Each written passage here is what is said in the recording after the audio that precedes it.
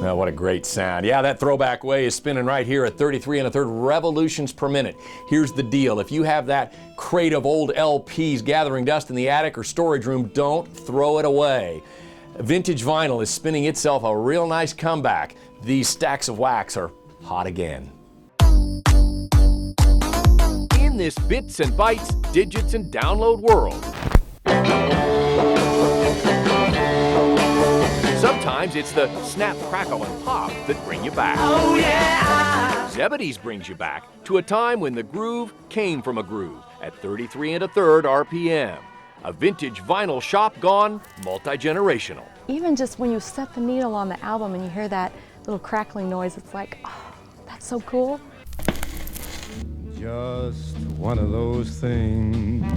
Julie Sanders grew up listening to her dad's collection. We didn't grow up with a whole lot, but entertainment was when Dad, was playing the old stereo in the living room. And on this day, she's shopping with, her daughter, 20-something Ashley, a compact disc convert.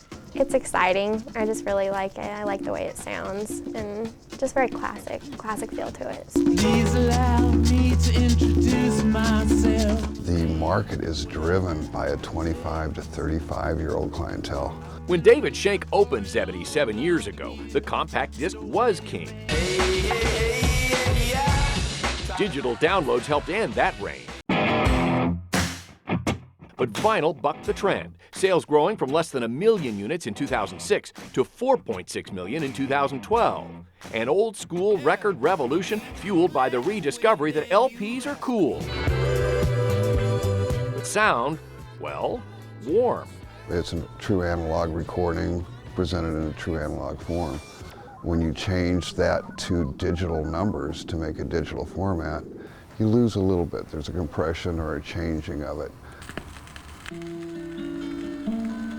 My first record was Simon & Garfunkel's Parsley, Sage, Rosemary, and Thyme. At the ripe young age of 13, a time when teen friends collected Spice Girls CDs, Amanda Curtis fell in love with the 60s sound and collecting it on vinyl. And I was mocked pretty openly about that.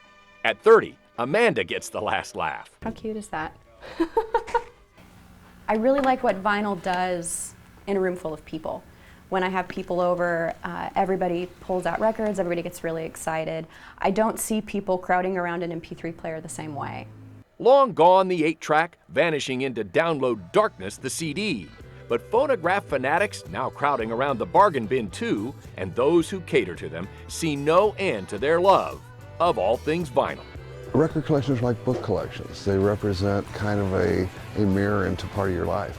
So yeah, this is going to be here forever.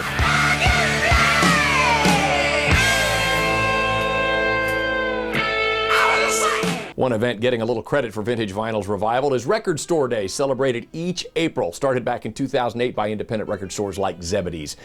It's supported by artists including a guy by the name of Paul McCartney. You may have heard of him. Speaking of Paul and the Beatles, log on to fox4kc.com. You can actually listen to a digital version of Come Together and compare it to the vinyl version of Come Together and vote on your favorite, plus browse our gallery of classic album art and even upload your own favorites. Again, that's fox4kc.com, search vinyl. John Holt, Fox 4 News, working for you.